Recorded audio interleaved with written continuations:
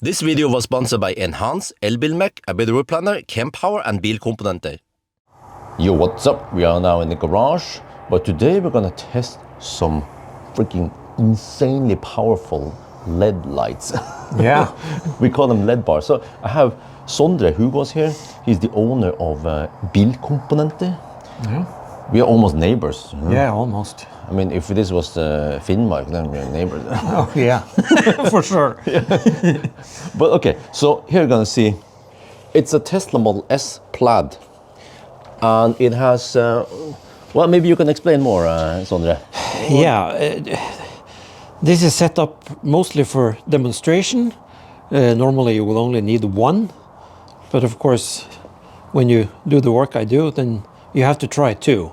So this is the Laser Elite 18 Plus ×2 with 4 different high beam modes that we can check out later. And of course it works with the adaptive headlights and everything, and it's around 42,000 lumen. 42,000! But I wonder something here. Yeah. If you can maybe get down a little bit, Sondre. Yeah. You see here, does this cover block for the upper? Yeah, of course it probably will block some of the light. Of course it will. So so maybe I should change, because normally I drive with just the top one on, and I can turn on and off the bottom one, but I should probably change it to get more light from it. So because it will probably get a little bit less light. Oh, okay. But 42,000 lumen. I want to see how it is. Okay. So, all right, we will just get on a regular route and then we see how bright it is. Yeah. So if you guys have seen this stuff before, right? Okay, I usually drive a little bit further here and then I fire up the LED bar, usually around here. What the? Holy macaroni, this thing is freaking mad, man.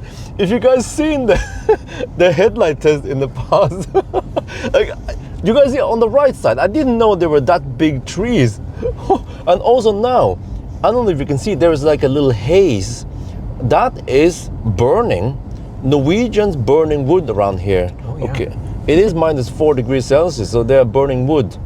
But it's fairly clear today. Yeah, I bet it's probably the PM 2.5 levels might be around 50 or 25 or something. Yeah, maybe not 200. But whoa, shit, it's freaking insane. Okay. 42,000 lumen. So let me say, how was this again? Do you know, Sondre? Normal cars? I'm not quite sure, but I think maybe around 4,000 or 5,000 maybe. Oh, okay, really? Because I wonder when I tested that ID7, did they say 800 or is that way too low? No, I think maybe that could be correct, because I think it's normally around 2,000 for each light, I think. So that means 4,000. Yeah, I think maybe I'm wrong, but don't arrest me. Okay, well, I should have Googled this beforehand. Yeah, but me too. from what I remember, it's normal headlights default. They are usually only less than 1,000 lumen.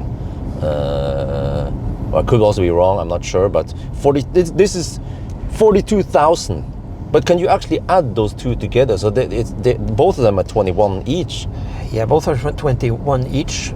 That's what they call like theoretical lumen. So in practical, it's probably a bit lower. But yeah, as you can see, it's enough. This is really insane. You know what we should do? We should sneak up to the deer, and when they are close enough, they don't notice us, and then bam, and then they are blind, and then you shoot them. Yeah. Holy, but is this legal? Yeah, this one is legal, but I can show you now if you want to. Okay, you can switch now. Because now as I said, it has 4 different high beam modes. So if we do, now we have the full mode, and when I press this remote I have in my hand, we can go to the snow and fog mode. It's the next one. It's only yellow. Oh yeah, I can see it now. It's quite yellow. Yeah, so if we had snow now, it will be pretty nice to drive in. Okay. So now the light is not so far away, but it's still, you still have the width and everything, and then you can go to this one is the legal one. Oh, The so-called ECE, E-mark. do you know the Kelvin, or how many Kelvin is this? The Kelvin here now, when we only have the white one, is 5,000 kelvins. Okay, 5,000. All right. So this is the legal one, and I can press once more, then it goes to e-boost, and still only white. And then this one is the yellow and e-boost white. Okay, so this is the full. So this is the full one. And then the yellow, what is the temperature on that? Or? I'm not quite sure, but it's pretty low in Kelvin, I think. Yeah.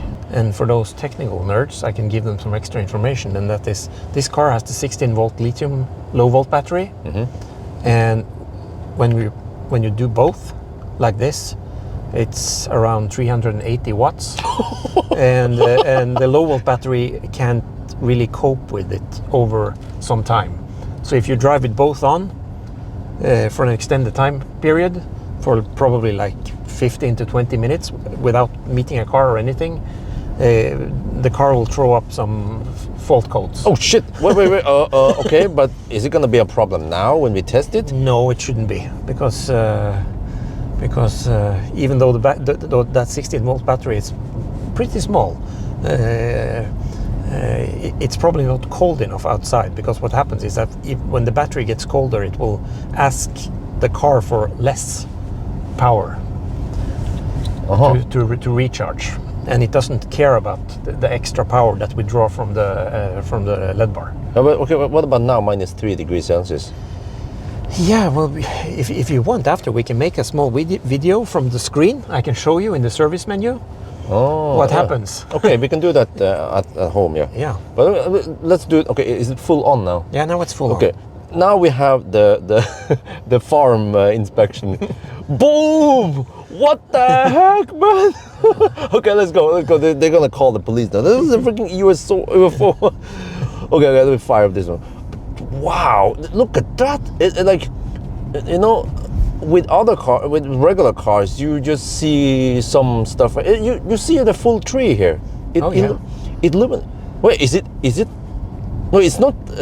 It's not angled too high, is it? No, it's not. It's angled at 0 degrees. Okay, because I actually noticed now that the road, like the one I had before, was the Elite 18 on the MC Hammer. Yeah. I felt like it was a bit bright on the low in front of us. Yeah, probably. Yeah, the ground. Yeah. Maybe it was not correctly angled. Maybe, I don't know, but on the MC Hammer, yeah. But wow, this is incredible. It also shines really wide. Yeah, I think maybe this LED bar here is one of the better ones when it comes to the width. It's really wide. But is it? Oh, too bad there are no animals now. Where are they? No, there's a bunny there. Yeah, there's a bunny. You can see. Wow. I don't know if you guys can see it, but I mean, it is so bright that my camcorder can go lower on gain, and actually you get less noise in the video. And I should show you something here, because the camera also adjusts things, right? So auto adjust. So if I do this now and I lock the exposure, and then go here. Oh, okay, yeah. Then it goes quite bright. But let me see if I then lock the exposure there, and then turn off. This is actually the difference, you know? But the camcorder will auto adjust, so that it kind of offsets a bit, yeah. But man, it shines. But I want to ask you, Sondre, that Laser Elite that I had, it's several generations before this. Yeah.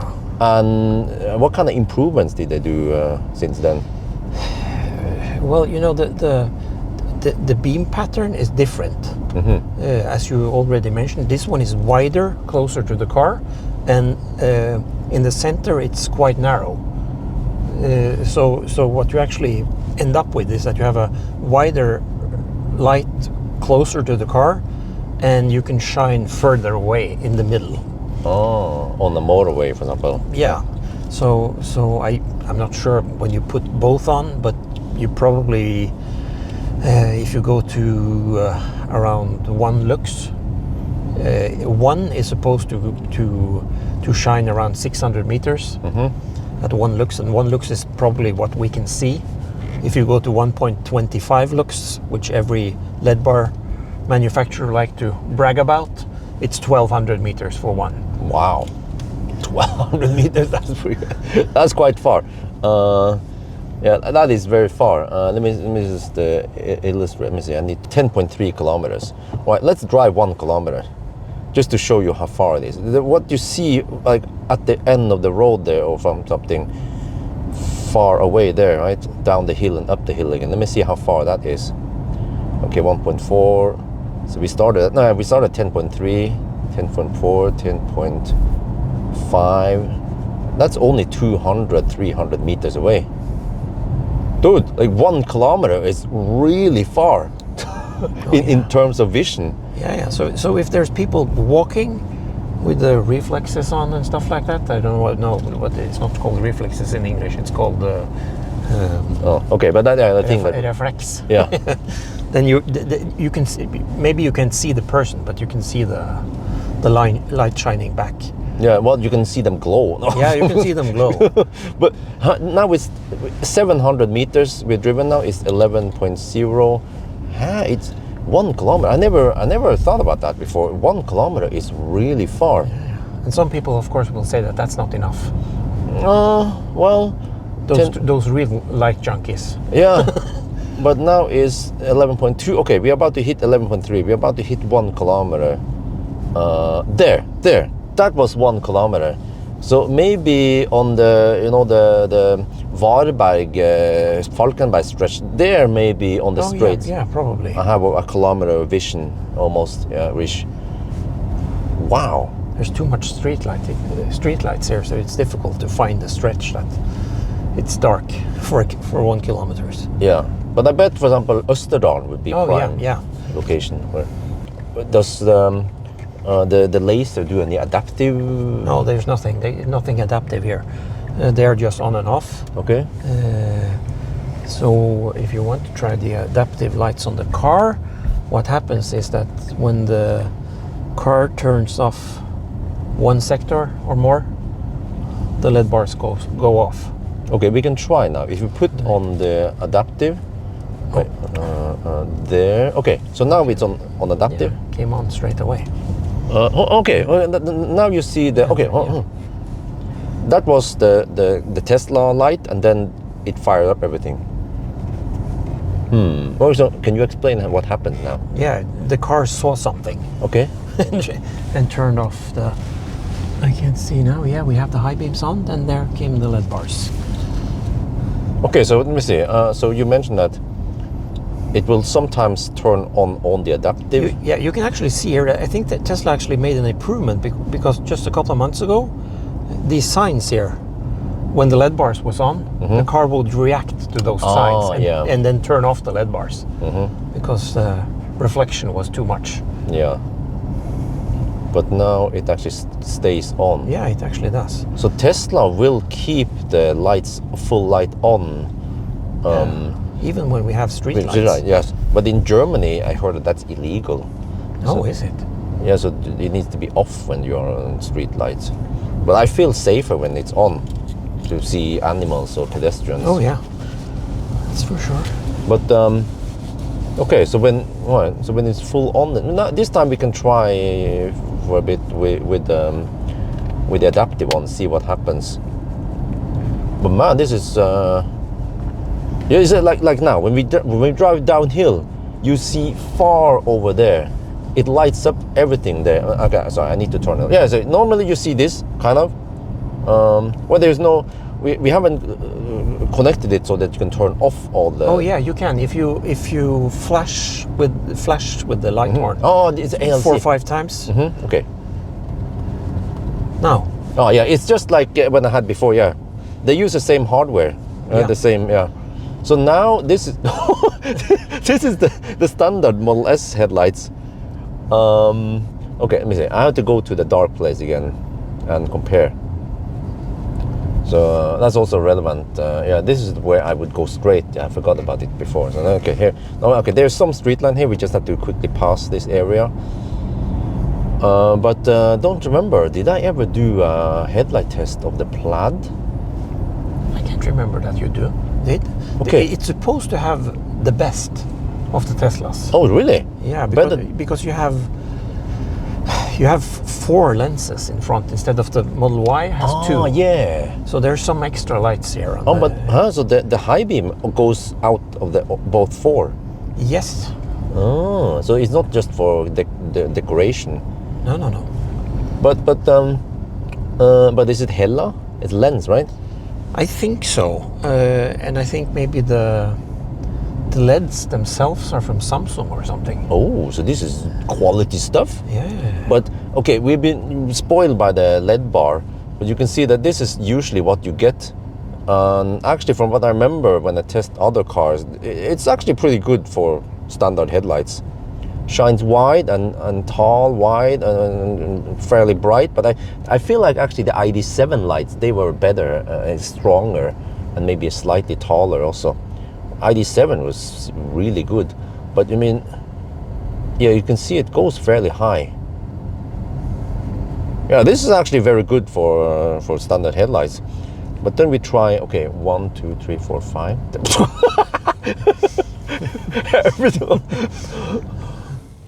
Here, we are in the battery tab here. So what does this mean? Oh no, you actually went over 80%. Actually, so this is the low volt 16 volt battery. So we can see it's at 82% SUK, and the voltage is 15.7 something, and the current delivered to the battery is around 8 amps. So if you turn the high beam on and just hold it in, so I can take this one away. You see now we have minus 18 amps. So now it's draining the 12, Yeah. the 8, Yeah. 16. And now I have both on. So if I turn one of them off, we'll go down to -6, -5, and this will probably climb closer to 0. So what it actually means is that we recommend that you don't put a bigger LED bar on than 200 watts, because normally when you drive, you will turn the high beam on and off, and every time the LED bar goes off, it will charge up the battery pretty fast. So it charges faster than it drains, right? Yeah. So if it's off for a couple of minutes, nothing bad will happen. You won't get any fault codes, anything. We only have, as I told you before, we only have 2 customers that we know of that's driven with the LED bar on for so long in -30 degrees Celsius that you got the fault code. So it's not a big issue. But of course, if you turn both on, it's a bigger issue, because then you can see that the battery, it can't cope. It doesn't ask for enough power from the car. This also turn yellow. So Yeah. So now it's if you turn off one of the LED bar, and you can see here it's still yellow. okay, but, it was yellow. Huh. but you can see that it drops, and the colder it's outside, the worse this gets. Oh, okay. And now it's No, when will blue there? no. What does that mean? It's blue. I'm not sure. I think it's probably something around when it -5, around -5, 6 amps, it turns yellow, it seems. So it's probably just reporting that you're draining too much from the battery. Can we test now? Turn both on. I want to see. Okay, now real time how it drops, right? And then, Sondre, can you explain again what was the problem? Only when it's really cold. Yeah, the battery has a built-in BMS, battery management system. So that's why we see what we see now, because the battery, even though we drain more power from the battery, it doesn't ask the car for anything more. And as it gets colder or warmer, but as it gets colder, this gets even worse. So when the temperature gets up and the battery gets warmer, the problem is not going away when you have both on, because it's too much. But when you only have one on and it's probably +10 outside, you will probably never see that this one is even. It will just hover around 0. Because you can see now we're down at to 76%. So with both on, you can imagine how much time we have. Now it's 74. And when does how low still the charge? I think maybe you have to be close to 20. Okay. Around 20%. Maybe when you're closing down to 20%, the car will throw up some fault codes and say that your low volt battery is struggling. Yeah, and for you guys who remember that Plaid from Marcus Bil, Oh yeah. Yeah, I was down to around 25-30%, and then there were some problems. And then magically, when I put the car in the garage, after an hour or so, then suddenly it started charging normally. Yeah. So then I think we want to be maybe higher than 30%. But you can see now we've been chatting for a little bit, and it drops and drops. But I still didn't understand why is it worse when it gets cold? Is it because the car is It's the BMS system in the battery that, you know, the lithium batteries, they are not perfect when it's cold. Oh, you know, it's actually, it's more or less the same that you cannot use regen, the braking or the regen on the car when the battery is cold, because it won't take any power. Yeah. So it's actually similar to that one. But you've seen inside here, eh? Is it possible to put a wool sock around it, insulate it, or styrofoam? Yeah, in the beginning we actually thought that the battery had a built-in heater, but it doesn't. It heats itself by charging. Letting power go out and charging back up again. And then when you do that, it gets hotter and hotter and hotter. And there's probably some heat from the heat pump maybe, or something that helps heating it, but because it's close to the battery. But, you know, as I said, you know, with both on, the car is not built for it.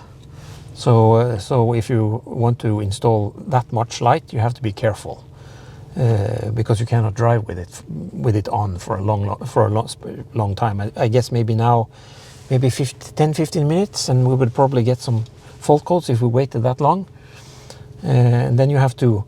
There's no issue if that happens. You can just flash the LED bar off, and then the battery will charge up again with no problem.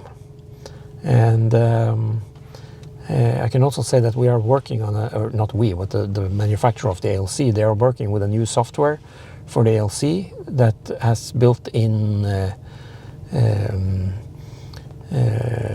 power.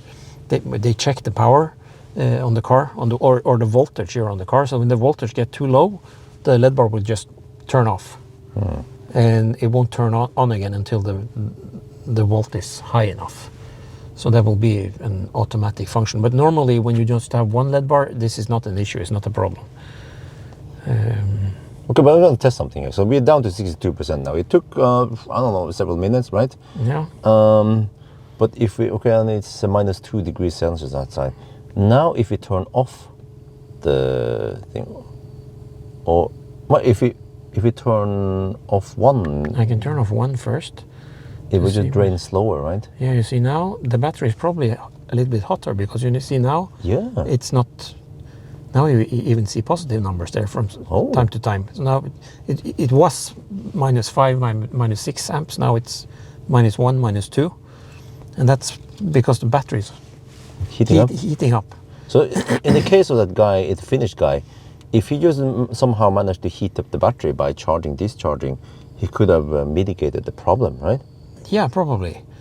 Like we had one guy in Sweden who drove for 45 minutes, and then the fault codes came up, and we didn't know about this issue then, and he stopped for 10 minutes. And then he actually called Tesla to hear if everything was okay. So he did press both the scroll wheels on the car, on the steering wheel, and the fault code went away, and then he drove again for 30 minutes with the LED bar on, with no problem whatsoever.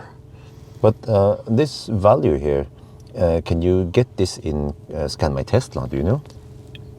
Maybe, I'm not sure. But that means you don't have to be in service mode, and you can still keep an eye on this, right? Yeah, of course, because you don't want to be in service mode, because now we can drive in 11 kilometers per hour. But I'm going to test something. Okay, now I'm going to turn off everything, like this. And so in the case that happens, right? So now we get positive numbers, and then it should charge up quite quickly. 12 amp. And that actually explains what I said, because if you drive with the LED bar on, and maybe you get some minus numbers there, like 2, 3, 4, and if you have the LED bar on for a long time, you will drain it slowly down. But then if you meet a car or something maybe you turn it off for a couple of minutes, you drive through a town or something, it will charge pretty fast up again. Yeah, you see, we're already at 62%. Oh, it skipped 61%. Yeah, it's only. So it charges. Can we make it go even faster, or maybe with low beam? I'm not sure. Maybe if we... If we turn off HVAC. I think because the HVAC is... I think it draws the power from the DC-DC converter, not from the battery. Oh. We'll probably see something here when you turn the HVAC off. But this is something Tesla could fix, right? Because the DC-DC converter can deliver way more. Oh, yeah. On a Model Y, I think it's 135 amps. Wow. So... 64% now. Yeah, because the car in total is doing 40, 50, something. Oh, here. Is this... What is this? This is the output current on the DC-DC converter. Oh, so it's actually pulling 47 something. Well, if I fire up the LED bar now. Yeah, you can see it. Well, that's the problem. What you wanted to do is to boost up that part, but it doesn't. No, it doesn't, because the battery doesn't report back to the car the correct number. Okay, see, that's the So problem. it's a software issue actually on the car. But I guess Tesla never thought about installing LED bars on the car. Yeah. Okay. Well, I guess we tested enough now. 66%. It goes up relatively quick. Yeah. Right. Very impressive.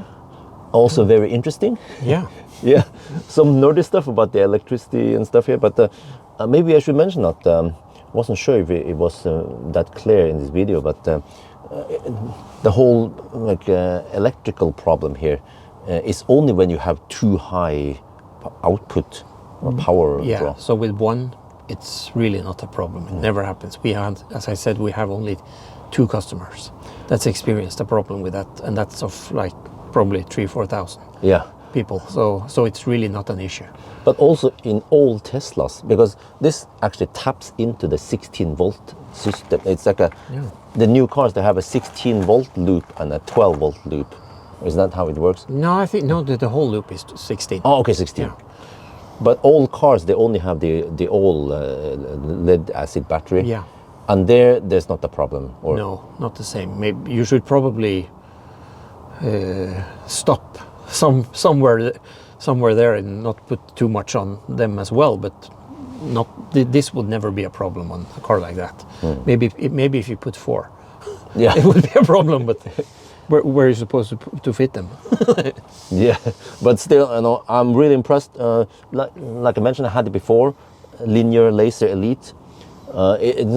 It's not only about lumens. Lumen. Some manufacturers, they maybe claim high lumen, but by the end of the day, how much light you get is less. So Yeah. Yes. Oh. So this is actually efficient. The way close to what you're supposed to get. And also good quality, good spread, and good build quality. So I owned it before. That's why I like it. Yeah. And I also got the impression that the new version here is better. You get light where you're supposed to get. My car was, I think there was nothing wrong. It was probably corrected. Yeah, I think so. Yeah. But it just tend to throw on too much on the ground, which is what you mentioned, that cheaper LED bars also tend to do that. Yeah, because they have to be built for a low installation, and this one is. Yeah. So go get it, linear laser elite. Yeah. Yeah, it's very nice. Yeah. It is. So anyway, thank you so much, Sondre. Thank you. And that's gonna be for now. Hope you guys enjoyed this video. As always, thank you for watching, and talk to you later.